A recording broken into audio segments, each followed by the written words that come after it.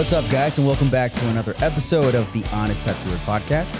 My name is John Mesa, and I'm with my co-host, Matt Truiano. Hey, how you doing? And we have two very special guests who are tattooers who are currently traveling, and we got to get them here today. So these guys come from the land down under. I had to say that so bad. I've been waiting for it. So I'm going to let you guys introduce yourself.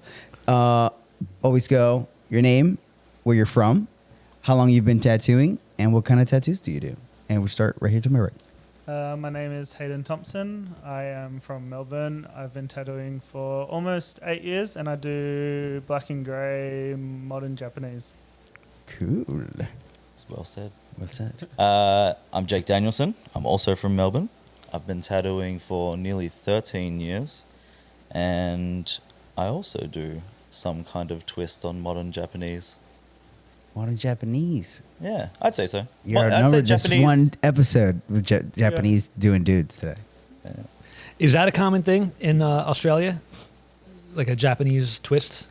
I think there's a few dudes that do it really well. Yeah. I just never want to claim that I'm like a Japanese style tattoo. Like, I don't do traditional. I'd say my work is Japanese influenced more than it is Japanese style. But, you know, you have to put a label on it, and it doesn't fit neo-trad anymore, so I say modern Japanese. I feel like everything falls under neo-trad these days. It's neo something. Yeah.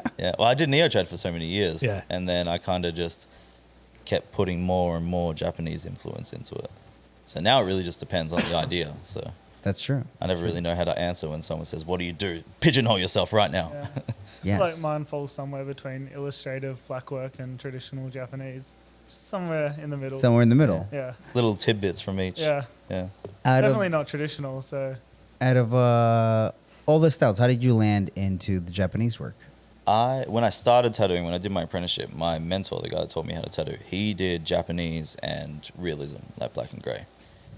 So he taught me lots of stuff when I was in my apprenticeship, and like I always loved Japan and the culture. Is the first place I visited overseas. I was always very about it. But when I started tattooing, I just wanted to do neo-trad.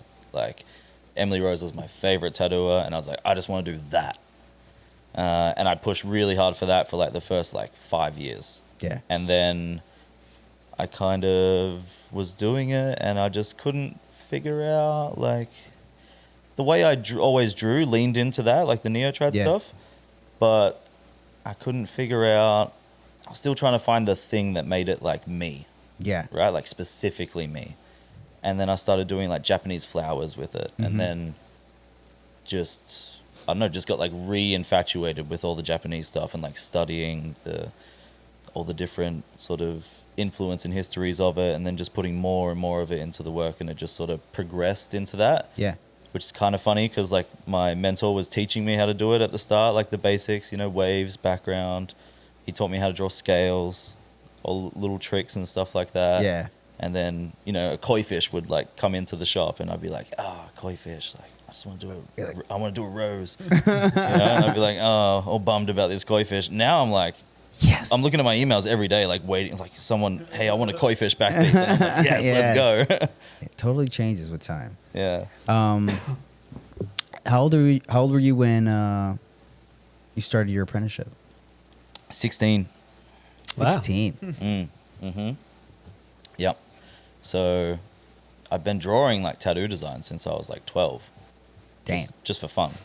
And like a lot of anime stuff as well. 12 years old. I had no idea what a tattoo was. I know. I knew what it was, but I wouldn't know how to draw a design. My dad had some, my dad's not like covered in tattoos, but he's got like a couple of cool tattoos, and like I saw him get tattooed, and like he got me to draw like a couple of his tattoos. The poor artist is probably like, oh, fuck, I gotta do this guy's kid's drawing. I think they look alright still. I think they hold up. He's got like a love heart with wings, and like my mom and my sisters and my name on there, and like I drew it in there and stuff. Cool. I think the artist, she changed the lettering because I probably did fucking garbage.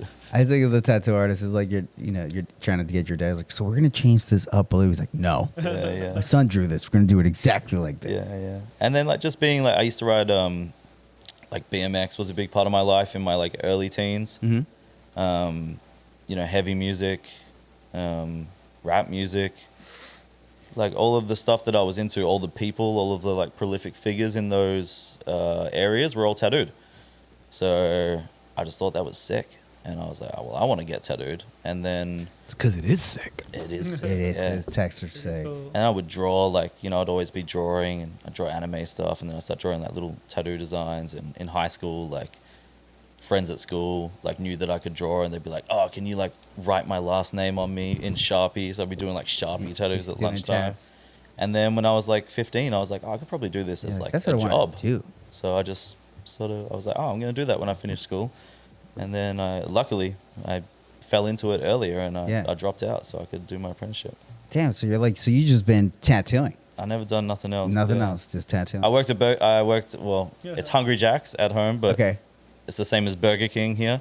I worked there for like a year, like 14 and 9 months is when you can get a job in Australia. Yeah. So from 14 and 9 months to maybe almost 2 years. Pretty much as soon as I was like allowed to start tattooing and I'd saved up enough money to buy my first machine, I quit. And You're like, fuck you, Jack. Yeah, exactly. Yeah. I was out of there. Yeah, you're like, I'm out of here, dude. Yeah, yeah. How about you? When did I start? Yeah. I think I was about 24. 24. What were you doing at that time? Straight out of school, I did a cabinet making apprenticeship. Okay. Sick. So like standard like trade, worked in a factory, just making like kitchen and bathroom cupboards. Yeah, it's pretty average. If I wouldn't say that's average. It was good for work ethic. If you ask this every now and then, if you weren't tattooing, what would you be What'd you doing? be doing? That's what I would be doing. That's what you'd be doing? Oh, really? For sure. That's Yeah? definitely not what I would go Yeah. back to. Yeah, Matt made that table right there. Oh, it's a nice table, man. Oh, damn. Yeah. But Hayden was like, I was like proper tattoo. I was like fully covered already. yeah. Oh, you're already tattooed I up. knew Hayden before he got into tattooing. Like I knew him from, he was like a big like collector in Australia. Like he'd come to all the conventions and stuff, and like Yeah. kind of everyone knew him. Yeah. And we were friends before he started. And then, so he was like as tattooed as he is now beforehand. Yeah. And that's like how he fucking, Yeah, I kind of got into it that way because I started going and hanging out at the shop I would get tattooed at. Yeah. And they were like, one day he called me up because I'd started trying to draw. And the boss that owned that shop called me up one day. He's like, do you want an apprenticeship? I was like, sure. And I quit my job and went and started working there. Just went for it Yeah. full on. Damn. What, were you drawing at that time yet? Or you were still Yeah, like... so I went to like the state. Like I came here like to get tattooed about maybe less than a year earlier, and I got tattooed by Rich Benita, and his apprentice was like, "Are you a tattooer?" I was like, "No." He's like, "Why not?" You look like a tattooer, and I was like, "I can't draw." And he's like, "Have you tried?" I was like, "Not really." He's like, "Well, maybe you should." I went home. I was like, "Maybe I should give it a crack." So I started drawing like every night after work. It was pretty terrible. But I was just like posting them a little bit. And then the guy that owned that shop, because I was getting tattooed like every week. Like I'd work You were all in week, there. just getting tattooed. I was there every 2 weeks. And he like followed me already. So he saw that I was like kind of drawing a little bit. And he was like, if you want the job, it's yours. What year was Yeah. this? What year? Yeah. 2015 or 2016. Okay. It was basically like, someone's going to teach you. Yeah. Because I was already friends with like a lot of people that were tattooing and stuff. Yeah. Yeah. someone's getting And by then, you One of had them. so many hours of just looking, of just Yeah. watching people tattoo, which I think that's So it's kind of like valuable. I Once you was know like what in that the was. industry a little bit, like Yeah. without being. I was friends with like Jake and like Mystique at home and like a lot of like well-known tattooers already. Cool. He was a beloved member of the community before he started. How was your apprenticeship compared to your apprenticeship? You guys did it completely different times. Yeah. Mine was pretty chill. Did you pay for your apprenticeship? Did I pay? No. Yeah. I was there 6 days a week from like 8 a.m. to after midnight every day. Yeah. It was just one particular guy at the shop. He did realism. He would finish. I was like the first there and last to leave, basically. Yeah. 6 days a week. But it was like, I didn't Thanks, get... Chris. Yeah, Chris. Keeping me back late every day. But I didn't get like harassed or bullied or like... Any like crazy. No, it was like pretty tame in that sense. I feel like anything past like once we get out of the 90s, everybody's kind of tamed. But I didn't pay Yeah. for it. but I didn't get paid. So You didn't pay, but you also didn't get paid. Yeah. Okay. That would be the standard at home. Yeah. Paying for one at home would be like it's not really abnormal. that common. Really. Yeah. Maybe there might be like some people that are doing it now, but like, I mean, we have an apprentice at home, and like, We don't he pay didn't him. pay to. Yeah, we don't pay him. Yeah. But he didn't like.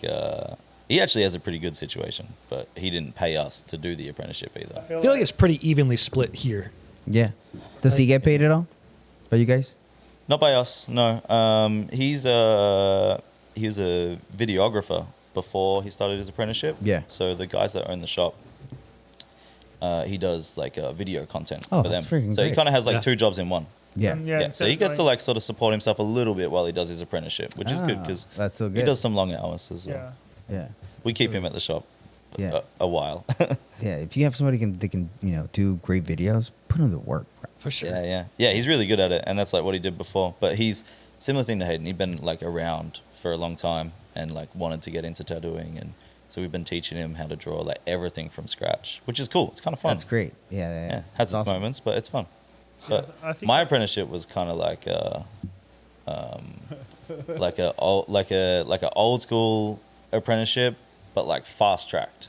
Yeah. So like it didn't go for like 5 years. Like I was an apprentice for the better part of 2 years, and like it had some moments. My boss was lovely though. I love that dude still. That's awesome. Still the only person in my life that I like refer to as my boss as well. Yeah. He was the best. He was awesome. But there was some other there was some other things, you know. But it was fine all up. But it was like kind of like, you know, I was still like cleaning like fucking 60 plus tubes a day and like all that sort of stuff. And So like, doing all the real apprenticeship. I mean, all I did that sort of stuff as well things. still. yeah, I just didn't get beaten. yeah. The threat of violence was around. Yeah, there wasn't really an apparent threat of violence in my Yeah. life. There was one time there was like a major threat of violence. And I was like, holy shit. It was the first time that I was like, fuck, man, I don't know what to do here. What happened? I'll try to, how do I? Basically, there was this dude that used to work with us. He actually passed away now, unfortunately. And me and him were cool. Like, he showed me a lot of stuff, but he was up and down, we'll say. Okay. With his everything. And there was a period of time where he was not coming into work when he was supposed to, and he was no showing appointments quite often.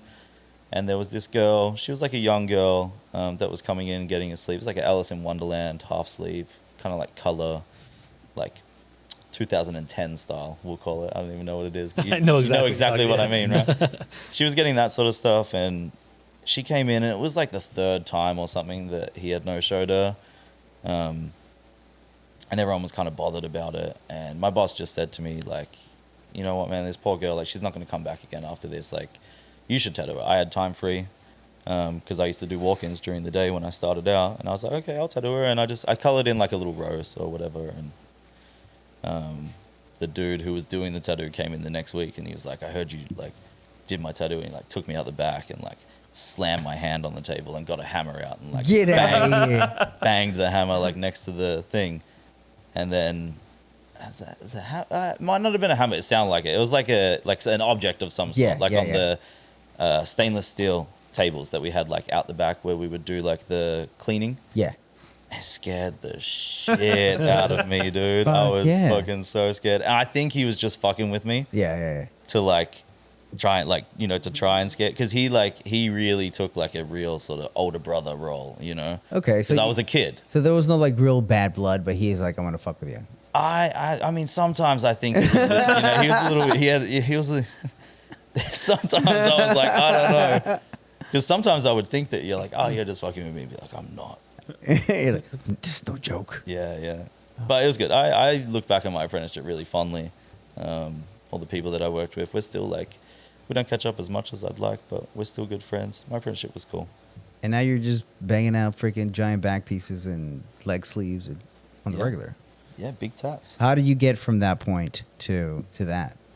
Well, I know when I did my apprenticeship, I used to work at the shop.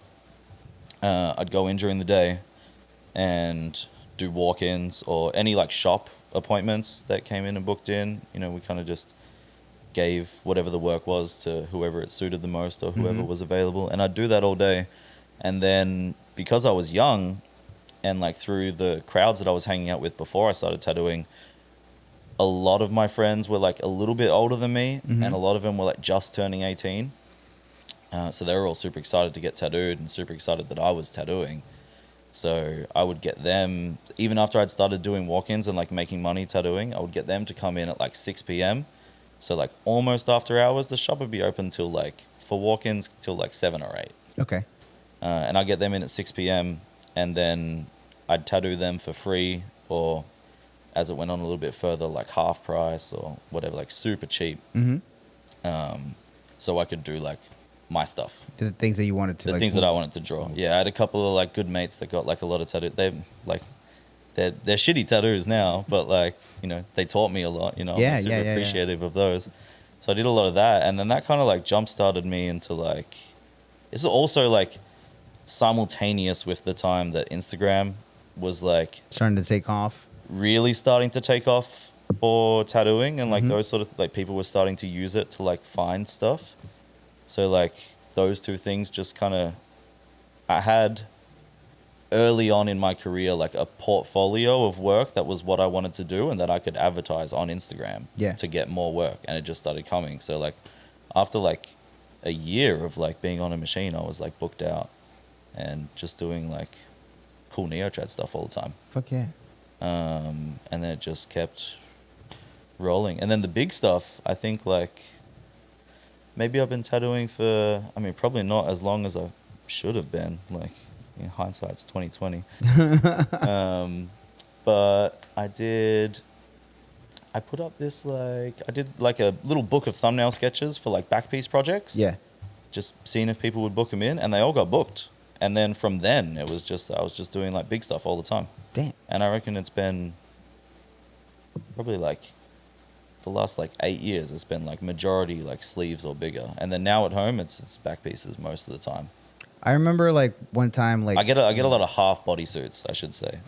I think I saw this one piece you did on a girl's front, and it was like, that thing was bonkers on the internet because she was a very bodacious female. Very bodacious, you know, but she had her whole front done. And I remember seeing that thing just float like Was it the face and the pink flowers? Yes, I think so. Yeah, okay. She's like, she's like one of my, not even like, I can't even say best customer. She's like one of my best friends.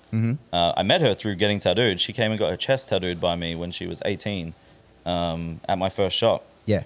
And then, yeah, that was one of the thumbnail sketches that I got. She was the first one to get one. Awesome. And yeah, it was like a, you know, female front piece. And yeah, it kind of popped off on Instagram, as they do. And from there, it just kind of I got like a lot of work from that. And then her and I have been friends for, well, I've been tattooing her for like 10 years now. That's awesome. We're actually just, it's kind of crazy. We just, like a couple of weeks ago before we it's left, anniversary. we just started second layer. So we're doing Bodysuit 2.0 now. Damn. Yeah. So what are you doing with the old stuff? Are you just reworking it and just kind of layering it even more, or are you like redoing it? Well, her legs are kind of new, but her torso and her back's really old. And the face that we did doesn't like sit exactly the same as it like used to. I think maybe because, you know, she was like 19 when we did that. The body just changes. The body changes, you know, and then I think both of us were like not as happy with that tattoo as we were when we did it, and we're like, we could do something like cooler. So we're doing this kind of like somewhere between ornamental and Japanese inspired like black paneling. But it's very much a blast over because all of her work's so brightly colored. Yeah, we're leaving like a lot of gaps in there to like let that color shine through underneath. Okay. And it's just like a kind of just very form-fitting like second layer. There's no like real particular image. It's just ornamental black work design stuff. Kind of just making it as a whole, like just the way that it fits her. And yeah, just like fitting to her, cutting in like all the shapes and stuff so it looks nice and stuff. It looks cool. So far, we've done a little bit. Nice. Yeah. Another 10 years, we're going to have to do it all over again. Yeah. We'll start the white layer. If you remember, a few weeks back, we had Ed from Tattoo Armor on the podcast, and he was able to hook us up with a discount code for our followers. So Tattoo Armor is literally the best way to wrap your client. I've been using it, Matt's been using it, and it's just awesome. There's no mess, there's no glue, and it's just super comfortable. I hope you can try it for yourself, and just go on to Tattoo Armor and use the code Honest Tattooer for 20% off your order. After I got the chance to sit down with Matt and John on the Honest Tattooer podcast, the Force of Focus got amazing feedback when it comes to the Hello to Healed process and networking strategies, and most of all, creating your own personal brand and culture. So I want to give you the opportunity to take 15% off by coming to join the Force of Focus arena. Now, this is a community of high-achieving tattoo artists who are all here for one reason: to be around like-minded individuals who all want to grow not only in our personal lives, but within our businesses. We're going to walk with you side by side to build out every system you could ever imagine to not only ensure the fact you're on the right path, but how to be able to see your dream life and then achieve it. Now, I have a laundry list of artists who have been able to achieve their dreams, and if you're ready to do the same, click the link below and let's get a conversation going. You don't own the shop, No. but who organizes everything? I mean, the boys that own it do they do a good job. There's we call them the Bens because they're both named Ben. Ben Smith and Ben Thomas, my boys. They're co-owners. Yeah. Okay, cool. Yeah, so they own it together. And then we came in after lockdown because we needed somewhere to go. Yeah. Our old shop shut down. Just operates as a private studio. They're like a landlord essentially and a friend. Yeah. They're not like a boss. They don't tell us when to be in or not to be in. Yeah. Just like a rent-based private Yeah. situation. Everyone Okay. just kind of runs their own show. And then just, shows up and works. It's cool. We have a lot of space, which is great. Yeah. Especially for us, like doing the body stuff. Like we both tattoo like a lot of girls. Mhm. So, you want to be able to like put screens up if they want Yeah. screens up and they want the privacy. Like it's good to be able to offer that. Absolutely. There's nothing worse than like getting tattooed already. Like, I mean, coming into a tattoo shop is cool. Like, Yeah. it's super fun and all that sort of stuff. But when you have to like get completely undressed and you're in the middle of a crowded shop and it's a bunch of dudes and stuff, and it's just like, Yeah. it can be a lot. So it's nice that we have a lot of space that you never feel crammed, and like, we can put screens up and everyone just feels super comfortable, and there's like lots of room for people to be comfortable, which is Lots good. of room. I don't know what that's like. It's definitely not in New York. You don't have New that York here. space, dude. Yeah. Do you have any like tat homies that just hang out at the shop? Maybe not people who work there. They're not getting Like tattooed, but they just kind of the tattoo chill. shop regular that comes in. Yeah. Not really. Not really. Finn. Oh yeah. He pops by a lot. The shop that I was at before coming here, Yeah. there was a solid 5 or 6 guys on rotation that would just Yeah. come, hang out, go in the back, have lunch, chill all day. Like they'll answer the phones, make themselves Yeah. useful. So, Yeah. and they got so comfortable there that there was one guy in particular that he was actually worked at the gunsmith that was right next door to the tattoo shop. Yeah. So he was in and out every day, multiple times a day. And there would be times where I'd be tattooing a girl, she'd have her shirt off, we'd be behind the screen, and knowing that there's a screen there, like, hey, it's private back here. Yeah. You may be one of the homies, but don't be a creep. It's right? the unspoken thing, right? You knock if the screen's up. He would come right over to the screen, go on his tippy toes, and look in and be like, hey, dude, what's going on? What you doing? Not on the tippy toes, dude. That's way worse. Oh man. One thing that really irks me is when you have the screen off and someone doesn't ask. Like, Yeah. it's all right if I come have a look. Yeah. Like, so yeah. I can check with the client if they mind. If they're Yeah. That's what the cool with screen's that. for, right? Yeah. Like- the screen's for privacy. Thankfully, everyone at our shop's really Yeah. good with that. Like, people will always, if they want to have a look, they'll be like, oh, can I come check it out? And then we can ask our clients, like, oh, you No, cool? is that cool? You cool with Yeah. that? Yeah. Or like if, sometimes the screen's up because like you might need to be, like my big thing is like the type of work that we do, like people have to get undressed for, but you don't have to be completely undressed all day. Yeah. So like For sure. I try to keep people like to whatever they're comfortable with, but at the minimum, like just whatever we're working on needs to be uncovered. Yeah, you don't and need then to be maybe you full. need to undress for the stencil or for the photo or to like mark things out. But then when we're tattooing throughout the day, like, you can put your clothes back on and we'll move it around and stuff. Yeah. So a lot of the time the screen's up for that and then just leave it up. Mhm. So then, people will be, oh, can I come and have a look? And you'd be like, oh yeah, we're dressed. That's fine. But it's good that they ask because when we're not, or maybe you're working on a spot that where like it's not private, like, you know, not covered at all because it's close to and like a private area. And then you don't want dudes coming around, like anyone coming around and be like, oh, I'll just have a look in there. And then you're tattooing like, you know. Yeah, all up in there. Yeah. I've gotten my butt tattooed in a very open, Yeah. you know, Yeah. just a bunch of people around me, and like somebody's literally spreading your butt cheek and just shading in there. You're Yeah. like, But some people don't mind it.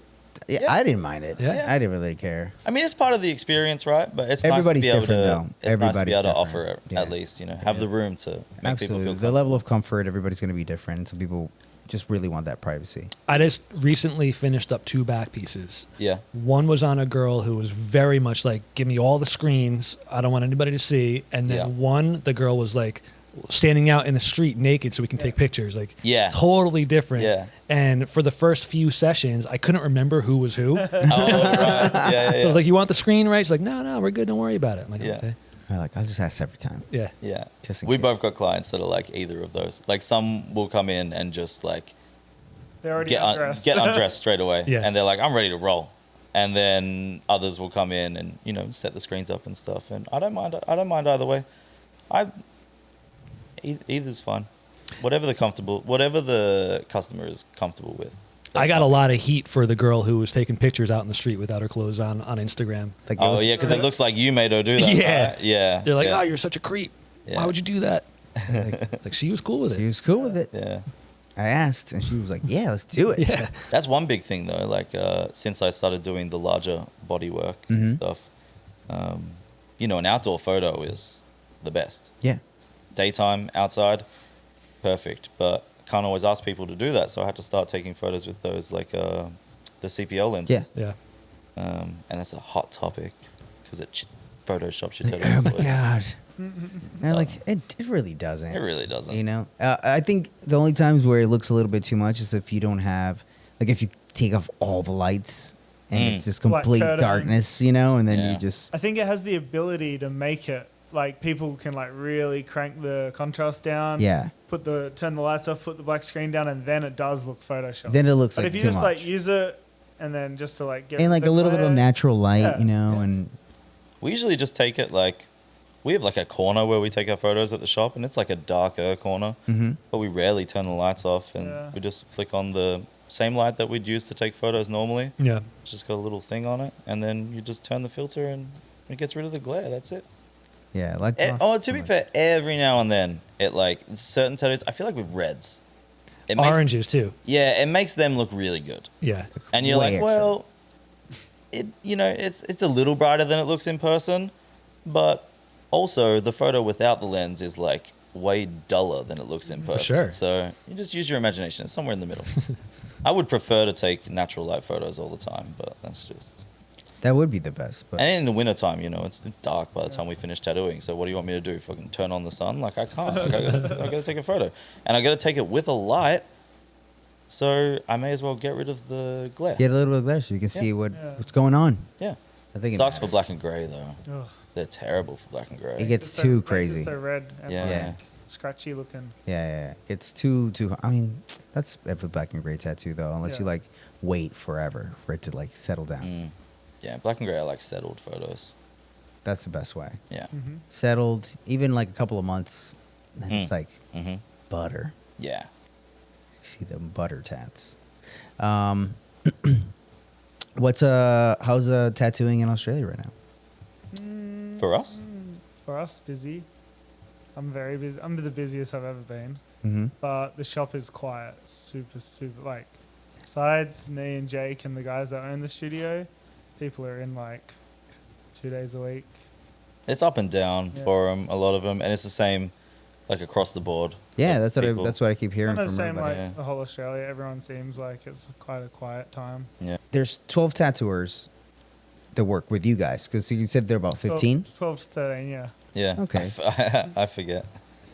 and everybody's in there about twice a week. I'm like, how do Well, you have a big space? it's a lot of room. It's up and down. Like some weeks they'll do a full week, and then other weeks it's not because it's just the workflow at the moment. at home is Have you seen that change in the past like 24 months or so? Like in the last Yeah. few years, kind of really kind of just take Go down. I think like the last 12 months specifically at home. so in the past year. Yeah, maybe Yeah. a little more, but like the last 12 months it's really dried up. I feel like it's been like a nice constant slump in the past, like just slowing, Yeah. you know, in the past like 2 years. Yeah. I mean, the average consumer of people that get tattooed, their like expenses have gone up in that time as well. So their like spare money for getting tattooed is lower, I guess. There's definitely still customers out there though that are getting tattooed. Like Absolutely. I'm booked up. Yeah, there's still people out there getting tattooed. That's definitely true. Yeah. It's just more of like people that relied on, you know, like the person that just has a little bit of like disposable income and they're just like Yeah, absolutely. getting that spring of the moment tattoo. Yeah. But like if you're working on bigger pieces and things like that, that people are like more Yeah. committed to, and they plan for these, they save for these. Yeah. I feel like it's a different kind of Hasn't tattoo. really Yeah. changed their schedule that much. Maybe just dragged it out a little bit further than they originally. A couple planning of on. breaks more. Yeah, exactly. But they're still going to get it done no matter what. Yeah. It's like a priority for them. Why is that? I mean, when you start something, you want to get it finished, right?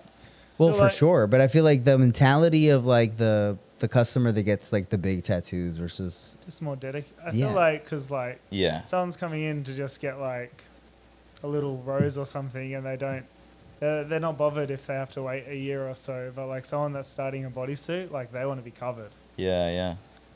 Yeah, I feel like people, even the people who do get like a little banger still, like the ones that are getting it for like a specific reason, like they're still coming in and getting tattooed, but like the like spur of the moment tattoo, or the like, oh, I saw this tattoo of a whatever, like a cowboy boot on Instagram, and now I want a cowboy boot tattoo. Like they have to look at their bank account a little bit more and be like, oh, maybe I don't want it right now. Like I'll get it in, you know, or like it's also a double-edged sword where they're like, a lot of people have a lot of free time, so there's no urgency for them. They're like, Yeah. oh yeah, I can get it whenever. I got time later. Yeah, I mean, I don't know what the mentality of the client is specifically. Like, all of our stuff's like a lot of ongoing work, and they're still coming in. Like, some customers that are like take longer gaps between sessions now, and that's cool. We just go at like whatever their pace is. We've got some people that want to get tattooed every 2 weeks, and some people that want to get tattooed every 3 to 6 months. And I'm like, whatever works for you. You know, ideally once a month would be great, but like, whatever your financial situation is cool with me. That's what I like to do too. One a month. One a month would, like, if they asked me like what I wanted to do, one a month Yeah. would be good, or a double day, if they like really want to knock it out. Finish it. Yeah, Man, how do you do the double days? the double days. Yeah. Honestly, dude, like we do a lot of them. Do at least a double day once a week at least. Come on, really? Yeah. 100%. You lately especially. Yeah, I feel like I've been doing less than him. You did one here. Yeah. Exactly. Yeah. But yeah, we get a lot of people travel to us to get tattooed. Like just people in Australia are really cool for that. As a side note, like I found throughout like the whole time I've been tattooing, people seem pretty happy to like come from a different state or city to come and get tattooed. It's just something I've noticed in other places that maybe not as much, or maybe they just don't care about, like, I guess it depends on how much they care about that artist, right? Yeah. But anyway, the double days, I reckon 8 out of 10 people find day 2 easier. Wow. Yeah. And then we just break up. Like, I try to not work on, everyone does it different, but I try to not work on anything that I did on day 1 on day 2. So I try to split it as much as I can. And sometimes there's crossover. You got back team. And yeah, people do fine. I don't know what it is. I think it's like a different mental game, I feel like. Because you finish day 1 and you're like, oh, I'm only halfway through my session, basically. So I think it's the matter of like the 2 days is like the first day, it's like that first round of lots of lines, just that gets you so tired. When you're getting tattooed and you're getting like a big line heavy day, it's freaking exhausting. yeah. How long are your days? I go from like 11 to anywhere between 5 to 8, Okay. depending on what we're doing and the client. Tattoo time wise, how many hours would you say? He tattoos most of that time. I take like half an hour lunch break. That's it. Damn. Yeah. Nah. I do slightly less. Yeah. It's kind of like a he give me shit about it. Yeah, I do like 6-hour days. I find it's like a good amount that like most people can get through. I find more than that, and people start pushing their limits a little bit. I feel like at the 3-hour mark, everybody gets a little like, and then if you give them a little break, maybe they eat something, Yeah. replenish, then you can get another 3. Yeah. Yeah. If you really push. 6 hours is enough for me as the tattooer. Yeah. Like Well, at that that's point, it. I'm shot. Yeah. I mean, normally by the end of the day, I feel like me and my client, well, sometimes they're like really good to push through it. Yeah. But normally at the end of the day, I feel pretty good. I feel like it's good to leave where, I mean, you know, sometimes, and I tell this to my clients when I book it as well, because, you know, I charge a day rate. And, you know, when it's in the email and stuff, and I explain, like, it's about a 6-hour day. It's like, I come in at 11, and I'm normally work anywhere between like 5 and 7. And, you know, about 6 hours of tattooing, a few breaks and stuff like that. If me or the client need it, want to go for a smoke or whatever, and, you know, a lunch break. And I find that, you know, every now and then you need to, like, I'll stay back and work a bit later, like if we need to sort of finish what we're working on. Mm-hmm. And just, you know, when you're doing big stuff, like some days you might spend like 5 hours coloring in this one section, and then, you know, there's not always like an hour worth of stuff to do on something else that's going to be able to be finished, right? You know, sometimes you can like color in a couple little bits here and there. Yeah. That's fine. But then sometimes it's like, okay, the next thing we got to do is like the whole face or whatever. Yeah, it's like, finding well, good stopping points. In Yeah, a exactly. piece. And then some days that stopping point is a lot later. Yeah. But I find like most of the time, like I want my client to, one, get their money's worth when they come and get tattooed. So like honor the amount of time that they're paid for me to tattoo them, but not push them like past their limit where like they're going to go home and just have like, Feel destroyed. just like a bad memory of Oh, like like what a- it was of like. the you day. know? Exactly. Yeah. Like, you know, leave happy. Yeah. yeah, Hopefully. yeah. Hopefully Yeah. they So should then leave they're like- and like.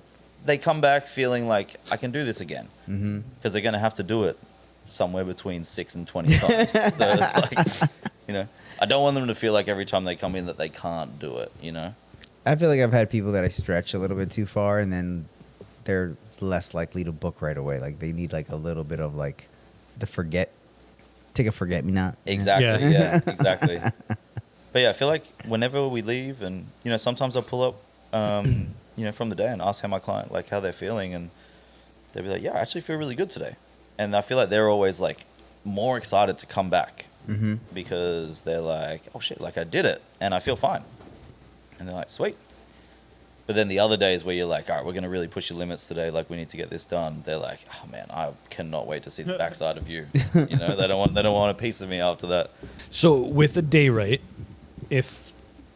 have you ever had a client not meet the 6 hours, or have they been like after 2 or 3 hours, like, you know what, I'm done. Today's not my day. I can't sit any longer. Yeah. Do you still charge them the full day rate? It hasn't happened to me in a long time. And it's like a case-by-case situation. The short answer is no. If they tap out like early in the piece, I'm not going to charge them the full day, and I'll just take the loss on that. Yeah. Like, you could argue that like they've booked an amount of time, and, you know, you schedule so far out, so like they have to pay you for that time. But I like they should pay me for the work that I've done. Right. So no. But in saying that, like with what I was saying before, like if I'm working on a piece and they like tap out like a little bit early, like sort of the 4 or 5 hour mark, you know, I'll probably still charge my normal rate, and then like try and make up for it next time. Right. Or if it's like maybe like the 4 hour mark's probably still a bit too early, I'll chop a couple hundred off the top for that, you know. But, you know, when I say it's a 6 hour day, like if they tap out 5 hours in, like we're just going to charge a normal day and try and do 7 next time. Yeah. And it kind of comes out in the wash that way. But if it's like 4 or less, I'll chop some off, and, you know, whether that's a half day or a few $100 or Just average it or out. way less. Yeah. Like, you know, my day rate's based on an hourly amount. So I'll just kind of work out roughly what it is by the hour and do what seems fair. I did that with my client today. We're like, we didn't do like the full day that we normally do, so I charged him like I feel like a he little dipped bit pretty less. early today. Yeah, yeah. Was that because you were done, or because? Well, I he- did. finished like that section, and I was like, look, like if we're gonna start, I'm down with going more, but just no, we gotta go. You know, like I don't want to start doing the color on one of these flowers, and then halfway you're like, I'm done. Yeah, I feel like a lot of my work is dependent on finishing a section. Yeah. Because, like, same as Jake, all the stuff I do is, like, neck to knees, like, back pieces. And if I shade something, it's like, if I'm starting this, it's like, we're not leaving tonight. Like, there's This has to get done. There's a point of, like, there's no point doing this. We need to start it next time because Yeah. you're just not going to get it done. Yeah. Yeah. I feel like after you've done it, like you've done a bunch of them, you kind of get good at guessing what. Yeah. I mean, you start knowing your own pace, right? You get good at guessing what section you'll be able to complete in a day, and knowing, you know, sometimes like you might look at a flower and be like, well, that's not a full day, so we'll do this flower and this, and you kind of make it sort of all pieced together like That's that. what I like about the double days. Is you can, like, if I've got like a back piece that's like a dragon wrapping around the hunya, sometimes just to do the dragon scale, I need 2 days. So I can do the whole, split it from like start at the top, go halfway the next day, you're in a new area, do the bottom half, and you're still finishing the piece you set out to do. That's good. Yeah. That's good. Because Otherwise, like, one day it's just like so unachievable, and they're left with like half a scale shaded dragon. Yeah. So There's definitely some things though that are like easier to leave unfinished though, you know, like you wouldn't want to color half a flower, yeah. Right. but you know, ideally if you can finish it in one go, it's great. But you know, a lot of the time you can't do all the scales of the dragon, for example, in one day. You can kind of, if you're gonna stop somewhere on there, you can stop almost wherever, you know. Wherever, I usually try to aim for like wherever there's like a belly break, Yeah. and like that section of scales is finished, because you don't want to leave like 5 scales undone. That's just, I mean, you could, but it just You're feels like, weird, nah, right? you're gonna have to sit for this. Yeah, yeah. If they're like on their edge, I'm like, come on, man, there's just 5 scales. Let's go. I remember hearing a story where someone tapped out. It wasn't to me, but another tattooer, and they had 1 leaf left to shade, Oh no. and they refused to finish it. No way. Just 1 leaf. For 1 leaf. Yeah. That would drive me insane. Yeah. It's like, come on, you can sit for 5 minutes. Yeah. I kind of had a similar situation tonight though with the guy who was tattooing his neck. We outlined everything, so he got the tiger, and he had some red leaves, and some of the leaves went across his throat, and I did not outline it in the beginning because I didn't feel like repositioning him to get to his throat. And I said to myself, all right, we'll just outline it later when I can lay him down, and it'll be just easier for both of us. I wound up coloring the entire thing to completion, and then he was right before we were about to finish coloring, he's like, so you still want to do these leaves in the throat, right? I'm like, yeah, totally. And then half hour later, we finished coloring everything that we're supposed to color, and he's like, you know what? Forget it. It's like Forget. 2-3 leaves. We had to outline it and color it. He's Yeah. like, forget it. I'm not doing it. So he's got to come back for like a half hour to an hour just to do those on his throat. Yeah. Dude, on the neck hurts so bad. I don't have mine done. The Yeah, I neck think hurts, this one dude. was just like on a forearm or something. Yeah. Neck's a bit more understandable. That's even worse. Yeah. So, you know, the neck hurts. But that person that got that was probably like just like struggling so hard. Yeah. You know what? So I'm gonna sidetrack here. What always gets me is like something I find, like, you ever get the customers that sit like, for you they're sitting perfect, like they're not moving, they're not making any sounds. You're just like, oh man, I'm just coloring a piece of paper here, like this is easy. And then out of nowhere, like real sudden, they'll be like, all right, sweet man, I'm done. Like, I can't do anymore. Yeah. I had this one dude who would come in. We did a torso piece on him. He was awesome customer, like really enjoyed it. And by the end, I kind of knew like where his limits were. So like, I was like, oh sweet, I've got a chill day today. Yeah. Because, you know, he never wanted to push it too far. I was like, this is great. But he would come in, and like the torso, I expect like movement, sounds, breathing, like signs of pain, because it sucks. Like I struggled on mine.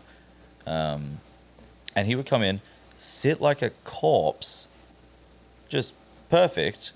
And then like I'd almost turn around to go and dip into my ink, and then He's standing up. He'd sit up and be like, all right, dude, that's me, I'm done. You know, and he'd call the shots. He'd be like, I'm finished. And I'd be like, oh man, I'll just go do this like a little bit more. He'd be like, no Nope. way. No way. And then every now and then I'd be like, okay, there's literally like 1 leaf left. He'd be like, all right, fine. But like if it was anything else, he'd be like, no, next time. That's when you're like, look, I got this magic sprinkle juice right here. I'm just gonna put some on. Trust me, you're not gonna feel anything. Yeah. You're like, really? Yeah, just lay down. Yeah, Michael's secret stuff. Yeah, Yeah. that's it. I've had people like that before, though. Where this one girl I'm thinking about, I did a Little Red Riding Hood back piece. And Cool. so she's face down. I can't see her facial expressions, but Yep. just reading her body language, like I thought that she was completely fine the entire time I was tattooing her. Mhm. And then she would get up and be like, that was the most brutal thing I've ever been through. I was Yeah. like, what? Like, you didn't show any pain Yeah, at all. usually you can tell in the body. Like, Yeah. They tense a little bit and like move a little bit. Like you can tell. Some people don't show Yeah. it. Well, like we've both had this happen. Where, like when people cry and they don't tell Oh us. yeah, all the time. Yeah. We'll be tattooing and then and I always feel so bad about it because again they'll sit so great. Yeah. And then they'll sit up and like just like a little bit wet around the eyes, a little tear there. I'm like, did you cry? And they're like, yeah. I'm like, we could have stopped or like at least taken a break. They're like, no, it's fine. I just want to get it done. And like they're troopers, man. They're Man, committed. I tattooed a girl's like sternum once, and she was just crying, weeping, and I'm like, "Hey, we can stop. We can just finish this." No, Keep going. no, keep going. Yeah. And then as soon as I start, I'm like, "Oh my god!" Yeah. Like this is hard to tattoo when you're doing this. Yeah. I'm like, It gets me though when we've both had the ones where like You they're don't just know they're they're just crying to the pillow. They're not even showing signs of pain, and it's like until they sit up, and I'm like, oh yeah, well, I finished this spot, so I'm gonna have a cigarette break now. Like I'm just in my own little world tattooing, and then they're like, I look at Tears them, rolling and they're down the like, face. oh, we could have stopped so long ago. "Oh man." Yeah. They're just We're good. committed. Yeah. That's how it is. But hey, tats hurt, guys. Yeah. Yeah. Live it. Unless are there any people getting put down to sleep like they're doing here in America out there yet? I think one guy did one. Yeah. I don't. Do you do it in Australia? Yeah, I think so. You know who I'm talking about. Yeah. There's been one I think that I know of, Yeah. but it's not common. No, It's not at common. all. No. I I mean, think the- we have totally different like regulations for that Yeah. too. So I tattooed Oh, a yeah. doctor, and he was telling me how what you have to do to become like licensed in like being able to put someone under is Mhm. totally different in the States than it is at home. Oh Yeah. shit. So at home you have to like start from the bottom and do like all the medical training, and it's inclusive of everything. Mm-hmm. And apparently here you can just do a specific training in that one field. What's like anesthesiologist? Anesthesiologist. Yeah. Yeah. Yeah. I don't know exactly though. Yeah. Like, I'm not. Well, that's the field here. It's like anesthesiologist. So there must be like a generic kind of like you learned all of these things and you also learned to do that. Yeah. Dang. I think so. From what we've But I heard. think we maybe have more Regulations. about Yeah. letting You guys that- have more regulations for everything. Yeah. For a lot of stuff. With everything. All right, guys. So with our segment, we're going to do 10 honest questions. Oh. And since it's two of you guys, we're going to go 5 and 5. Okay. All right. So That was really great. loud. all right. So let's start with Hayden. What was your first tattoo? that I got Yes. a camel on my big toe. with my best friend at the time. Literally the day I turned 18. That's pretty good. He has such a serious collection of tattoos. That's kind of hilarious. That's For personal. that to be the And then my first next tattoo one. was a full sleeve. So Oh, damn. Which one? the one that's now black. That's even better. Not that it was bad. It was just time. Yeah. I like if I could start over, I'd like go way more heavy black bodysuit. All right, Jake, if you couldn't be a tattoo artist, what career path would you choose and why? Chef. You'd be a chef. I could see you being a chef. Yeah, I like cooking. I cook a lot at home. Yeah. I Yeah. see you doing it. If I had to choose. Although that's just because I like cooking. I don't know if I'd really enjoy being a chef. I feel like that's just, like we were talking to my client today. He's like, yeah, I'm a nurse. I'm a registered nurse, but I don't practice being a nurse. I do all these other things that I can Yeah. do with my degree. And then he was telling me like, man, I wish my job was like you guys. Like you guys like doing your job. Like I just do my job because it's Yeah. how I learn to make a living. Yeah. Which most people live their lives like that. Yeah. Mhm. They just do something that they have to do to make a living, and that's why we're lucky. Yeah. Yeah. Absolutely. We could do something fun and cool most of the time. We picked a cool job. We picked a cool freaking job. All right. Question number, 2 or 3. 3. What's the best piece of advice that anyone's given you about tattooing in your career? I don't know. That's a tough one to think of. On That the spot. is on the spot. That's tough. I don't know necessarily if it's like a piece of advice, but like draw more than everyone else. That's a good And one. I've learned that from 2 particular people. Mm-hmm. And I think it like really pays off. For sure. Not necessarily like advice, more things I've like observed from other people. Just seeing like what other people do, and I feel like that's the great thing about working with other artists. You get to see like what people do to be, reach a level in tattooing where they're like, oh man, that person's just dominating that so well. I have one friend, Mystic, and like every convention he'd be in early tattooing to close. Mhm. And I kind of just copied that. You're like, that's the, Yeah. and you That's said what that before. that's what you need to do. You said that before, like that when you were doing your cabinetry, that gave you a lot of like work ethic. Yeah, because like that apprenticeship like that's hard work. It's hot, sweaty, like 12-hour days. Oof. So it's like already like knew the hard work aspect. So Mhm. like I can do that like Sitting down indoors in air conditioning? yeah. Exactly. Like that. 12 hours would in be that better. is much better than 12 hours in the cabinet making workshop. Next, what would you change about the tattoo world today? If you could change it, What would I change? what would you change? That is a loaded question. What would I change? I don't know.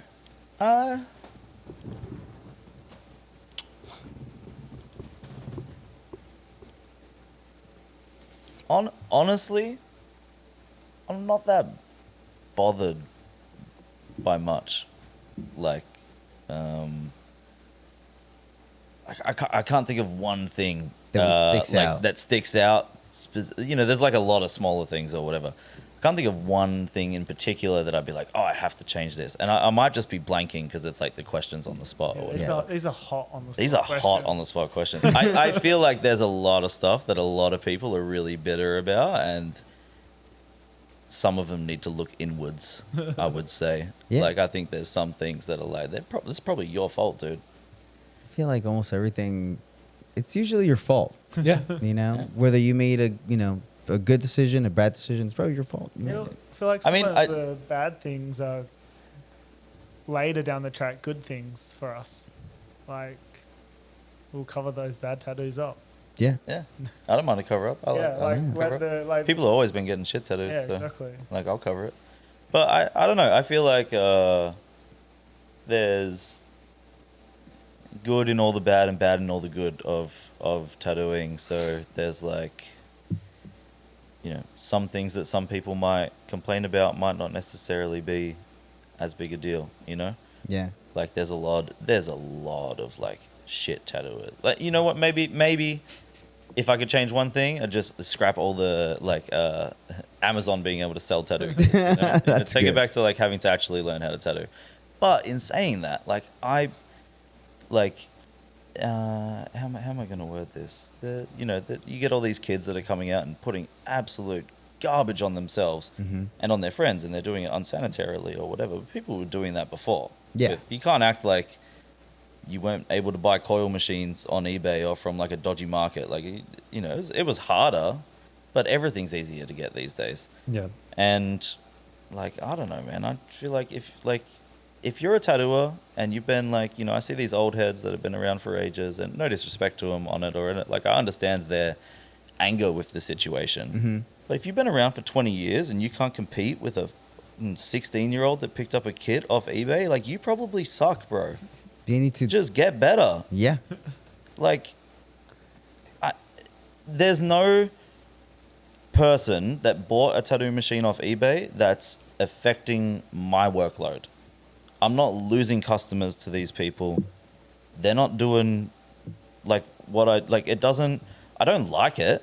I would get rid of it if I could, so maybe that, but like it doesn't like affect me in the way that it affects some of these people. And like, I don't want that to seem like I don't care about tattooing. I really care about the respect of the craft. I just think some people are really bitter about certain things and they need to, I don't know, it just doesn't affect me that much. I think that's a great answer. Yeah, Yeah. I think that's a great answer. I think, a lot of people have gotten very bitter just because, they remember how things maybe were at one point. And, Yeah. the good old days didn't good stay old the good days. old days, Yeah.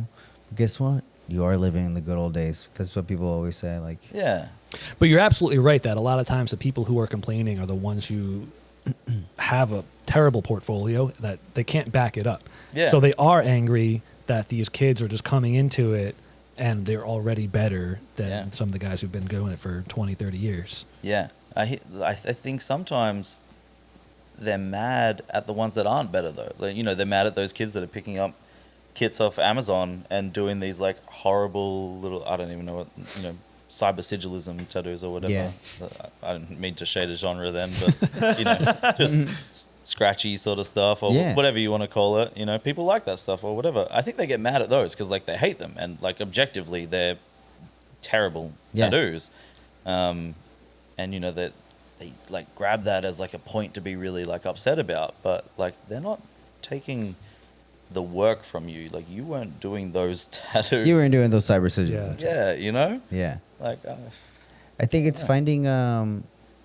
Sometimes it's not even the tattoos. It's like, because sometimes people just get too focused on like, oh, my tattoos are better than those tattoos, but that person, like you're saying, they didn't want what you're making. They want that for whatever reason. Yeah. And for whatever reason, that resonates with them. Yeah. At this point in time. Maybe later they'll look at it and be like, oh, fuck, why did I do this? Yeah, I feel like sometimes I see a shitty tattoo and like there's a part of me that wants to get really upset about it and be like, oh man, I can't believe like people are getting this trash tattooed on them or whatever. But then at the end of the day, man, like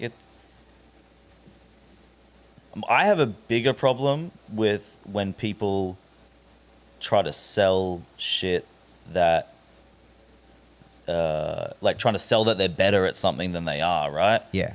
Like if these kids want to go and get these like what I think are terrible tattoos, but like what they get on them meets their expectations, all I can hope for is that, oh, it's not going to be there in 10 years. Like hopefully they realize that and then they come and get a Japanese sleeve from me. Yeah. But like if that's what they wanted to get and like that it met their expectations, then, it is what it is. I can't stop them. I can't stop them. I'm not going to sit at home getting all upset about it all the time. I'm just going to keep doing what I do and just like there's plenty of people getting that stuff as well. Like there's so many people, maybe at the moment like economically it's whatever, but there's so many people that want to get tattooed.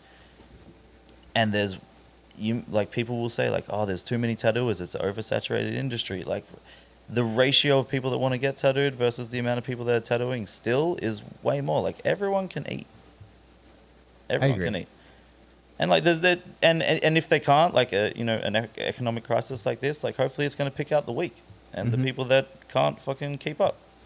The problem is I see some people that boast a lot about like, oh, it's going to kick these people out, and I don't think the people it's going to kick out is who they think it is. Yeah. I think there's some dudes that have been around for a while that just didn't change anything and haven't kept up, and then like they got no work and they got to make real life choices, and the kids down the road that are doing terrible, whatever you want to call them, shit tattoos, like they're busy. So And some of them will get better. yeah, and I just think those Yeah, clients, some of them will get better. some of them will get better, some of them will figure out that those things don't have longevity, and everyone eventually, hopefully, comes around to that like timeless element of tattooing. It's the best part about it, right? Yeah. And hopefully some of those people figure it out and they just started out this way, and some of them won't, and they probably won't tattoo forever, and it's whatever too. Like That's fine. yeah, I mean, I don't like fucking casuals in this, but I can't do anything about it, so it's just Keep it moving. yeah. All right. We got kind of off track there from the question. That's okay. I don't think even, so. I No, don't even that's think okay. I answered the question either. That was very political of you. The politician answer. Beat around the bush. But I think you're right. I think you took a positive spin on it too, which I don't think a lot of people would be able to do, in saying that people who are doing those types of tattoos maybe, hopefully some of them might turn into a respectable tattooer down the road. Absolutely. Some will. And Yeah. the main thing that I was trying to get across is like, if they don't, like, they're not, I don't think they're cutting my lunch. So Yeah. like, I mean, I don't like it, but like, what am I going to do? Like, run through their shop? Like, we don't do that anymore. Yep. Okay. And on the other side of the coin, sorry to interrupt you, Hayden. On the other side of the coin, what I was gonna get on originally before I kind of got off track was like the overall quality of like the best tattoos that have ever been done are being done right now. And if that doesn't motivate you to be like hungrier and work harder and try and keep up with that, then you need to look inwards and like maybe that's why you're not keeping up. Like if you're not trying to keep up, You gotta make some changes. yeah, I mean, you don't have to make changes, but there's someone better now. There's always someone There's better. always someone better now. And if that doesn't motivate you to try and be the guy that's better, then like that's how I think about it, you know? And I think It's a good way to think about it. It's Yeah. just cool because like people are doing crazy Crazy work tattoos. nowadays. Crazy tattoos. For sure. If I could change anything in this modern world of tattooing, Yeah, what would you change? I would definitely, well, one, if I could change everything, I would hope that everybody's as busy as it was in the 80s in tattooing. So Yeah. everybody could make a bunch of money. That'd be Yeah. great. That's my wish for all. But what I would really change, I think I would. That's a way better answer than what everyone be busy. That's so good. That's the politician's Yeah, answer. everyone to be busy. And no taxes. Yeah. Oh. But what I would change, honestly, I would get rid of all of the tattoo courses, the freaking seminars. Yeah. I think it needs to go back to one-on-one level of Okay. Yeah. kind of passing down things. You know, Yeah. I'm not like- big on the tattoo courses. They're I don't usually like run those at by all. non-tattooers as well. Yeah. Yeah. I don't like those at all. I think that seminars should be back to just being in, like, not auditoriums, but like with smaller groups. You know, like I like when I see people doing seminars, like, 12 people, you know, and like a Yeah. small, I feel like that's good. Like everybody's going to be able to talk. You're going to be able to spend one-on-one, but like, I feel that you're going to get more out of it in those environments. yeah. Yeah, for The sure. seminar thing doesn't bother me though, like especially when it's like just for tattooers, right? Like I'm all for people sharing information in that sense. Yeah. Of the Yeah. I just, I'm not, I don't, something about like the idea of like there's like 300 people or like Yeah. 150 people in one room just looking at slides and hearing all this information and not being able to really question until at the very end. And maybe, I don't know. I don't feel like that's, Yeah. I feel like to me that probably comes more down to the person presenting, right? mm-hmm. If that's the audience, they need to like cater their seminar to that audience because they're not going to be able to give them one-on-one time to really explain things. So they need to kind of elaborate on it appropriately while they're doing that. So people do get what they came for, I suppose.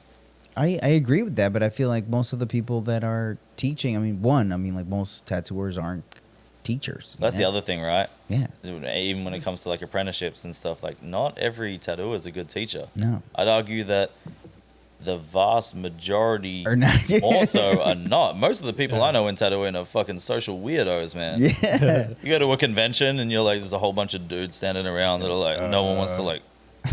They're either super outspoken or they're like, you know, really quiet and Yeah. stuff, and they're like, they don't want to talk to you, and then you know there'll be another tattooer there that saw someone they liked and they kind of had their head down because they were feeling all anxious, and then that other person would be like, oh, that tattooer's a dick. Like, no, man, they're just socially awkward. Yeah. people. Yeah, you just gotta give them a chance later on. You know, I agree. don't judge them on the first opinion. But that would be it. That'd be all I Yeah. change up from the tattoo. What would you game. change, Matt? Now I'm asking the question. I think I would get rid of the high price tag on tattoos. As much as I like making money, Yeah, I wish it were more affordable for more people. that's very fair. It's very fair. I already know your comment section is going to be like, "Oh, just charge cheaper." Yeah. Yeah. But I mean, that's the way economics works, right? You Yeah. charge appropriate to your area and your skill level, and it is what it is. I mean, you can be the guy that, if you want to, charge way less, but this is what everyone else is charging. Well, yeah, you can, but then I feel like you need to you got to work within your market too. Yeah. Yeah, exactly. Yeah. So, It also devalues everyone else around you. right, Yeah. exactly. And you get Kinda all the people like- that be like, he's undercutting us. Yeah, you're Yeah. cutting like, Undercutting everyone us. else around Yeah. you by charging way less. It's like, Yeah. I had this guy that I worked with in California at a street shop, and he always charged like this. He would only charge $300 a session. He would do 3 sessions a day, Mm-hmm. every day, for $300, and he would tattoo everybody for about the same amount of time. Mm-hmm. Usually, like 3-4 hours or so. Damn. it's a long That's day. a long day. It was a long day. Yeah, Holy he'd be God. there like all day. But I thought like, you were gonna say like an but- hour and a half. Yeah. Me too. Well, this is the thing. He would do like 3 to 4 hours, but like he would just be smoking weed with whoever he's tattooing. Like, yeah, before every tattoo, like let's just have a little smoke real quick. Yeah, yeah. Then they smoke. Then they take a break. So Yeah. they would like everybody got like their 3 to 4 hour session, but not necessarily 3 to Yeah. 4 hours of tattoo time with him. I bet they had a great time though. That's Yes, still he a was one long of the, day, though. He was one of That's the cool. still a long day. Well, yeah, he'd be at the shop all day, but But he'd have dinner with them during one of Yeah. the sessions. dude, he was just like, and at that time, like now he has a family and everything, but at the time, like he was just a single dude. He didn't have nothing else to do. Just Yeah. open the shop, be there all fucking day, close the shop, And but he told me that that's how his mentor taught him, and that his mentor never not worked, like a day in his life. So he like has gone by that, and he's always worked. Man, that just reminded me. So the guy who taught me how to tattoo, he wasn't the greatest tattooer, and he knew it. So he would try to charge appropriately for his skill level. Mm-hmm. And then on top of that, he felt very loyal to his clients. So Yep. if he had repeat clients, let's say getting a sleeve, getting a back piece, every time that they would come back, he would charge a little bit less than he did last time. Mm-hmm. So at the time, I think we were charging $125 an hour. Mm-hmm. He would charge $125 an hour for the first day. Next time the guy comes back, it'd be like $110 an hour. Next time it'd be like $100 an hour, and then it would like eventually go down to like such a small Down to amount. zero. Hey, just give me a high five. Yeah, pretty much. Give me whatever you want. I don't know. And then so I learned how to tattoo from that guy, and Yeah. then my buddy Steve learned how to tattoo from that guy. And the guy told me, he was like, don't do what I do because you'll go broke. Yeah. But I don't think he ever told that to Steve. And I was watching Steve do this to his clients, and like by the end of a couple of sessions, this guy's making no money at all. I'm like, bro, what are you doing? He's like, oh, I thought that's how the shop runs. I was like, that's not how the shop runs, dude. Poor Steve, bro. That's hilarious. That's good. I think that's the good way to end it, right, Joe? Send on a good note because that was hilarious. Oh, man. Poor Steve. Poor Steve. That's great. He's just finishing tattoos for no money. For Yeah, pretty much. He's got all the clients in the world right now. He's not getting paid. But going back to the whole idea, it's like I think like if you do make it very affordable and people have a good time with you, Mm-hmm. I think that you'll tattoo way more. Yeah. Overall, Yeah, for sure. And I think that some artists do see other people charging a lot of money, so they're like, oh, that's just the cost of tattoos. But I was like, that's the cost of their tattoos. Right. You should Yeah. price according to where you're at, and not only your skill level, but also like in your where you're at, how in demand you are. Like you're saying, you were doing tattoos for like half the price for some time because you were Yeah. trying to build a clientele. So that takes time, and I think like too many artists are just like, their shit don't stink, bro. Yep. Yeah. Yeah, well, that's the problem with prices, right? It's so, like, you could talk for hours about the economics of prices like that. You've got people that just jump right in and, Yeah. like, start trying to charge heaps. And that ruffles a lot of feathers and upsets a lot of people. And, it probably should. But there's no, like, specific set of... Yeah, I agree. There's no universal price, no universal guideline of what to follow. You only know of... Demand those that came before drives you. price. That's what it is. Exactly. Demand drives price. And if somebody's been tattooing for 2 years, but everybody wants to get on their chair, they should be charging a lot of money. It's just the way that it should be, I think. Yeah. Because they have to, or they could just charge less and be booked out for the next 5, Yeah. 10 years and not have a vacation day. Got to find a happy medium. Happy medium. That's all that it is. Happy medium. And before we leave, do you guys have any recommendations for anybody out there? It could be anything. It doesn't have to be tattoo related. Recommendations. Yeah. I really like The Bear, but I didn't like the last season so much, so I don't want to rush out and tell everyone to watch it. But that is one of my favorite shows at the moment. I saw the first season of that. I thought it was really good, and then I never followed through. Yeah, phenomenal. It's worth it, but maybe wait till the 4th season comes out and then do it all together. That's what I'd say. Just marathon it. My other recommendation: go to Japan. Go to Japan. Yeah, it's the Okay. best. It's awesome. I gotta go to Japan. I've never been to Japan. Me neither. You gotta go. Yeah, Gotta go to Japan. you gotta do it. That's my recommendation. I got a recommendation. Download the 8-ball pool game, and you can play That's a good one. against. That's a good yeah, one. you can play against me, Jake, and Hayden. We're all on there, and yeah, if you play 8-ball pool on, I feel like it's not only on iPhone. It has to be also. Yeah, it'll be on Android. Just be in the App Store. Yeah, Yeah. But send me a DM. I'll send you my little number, Yeah. and you can play against us. John can afford it. Me and Hayden are broke. He's got his money up. He's been playing people. I've been playing for this game like every night, like before bedtime. I play like at least 3 or 4 racks. Dude, steady. It's a good game. So I'm going to piggyback off of that, and I'm going to say anybody who wants to join a tattooer fantasy football league, throw your money up.